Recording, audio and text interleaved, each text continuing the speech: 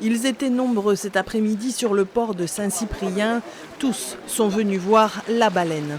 Un rorqual commun de 18 mètres venu s'échouer il y a 24 heures. Quand elle est arrivée, elle a été vue vivante, sans sang. Et ensuite, au cours de la matinée, beaucoup de sang sortait par les vents, etc. Et donc elle a plongé. Et ensuite, on a pu constater qu'elle était morte. Difficile pour l'heure d'établir une hypothèse sur les causes de la mort.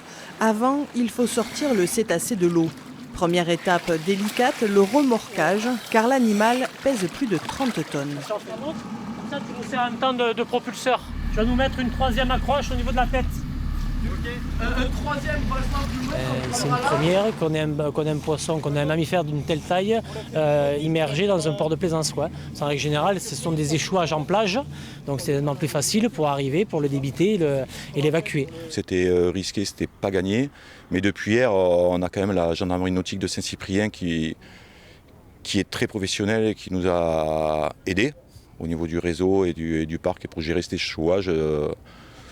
J'avais entièrement confiance à eux et ils nous ont fait ça comme un chef et ça a été remorqué par le port de Saint-Cyprien et toute la capitainerie qui a mis tous les moyens. Demain, le mammifère marin sera remonté à quai afin de pratiquer son autopsie. Espèce protégée et classée vulnérable, le rorqual commun est la deuxième plus grande baleine du monde.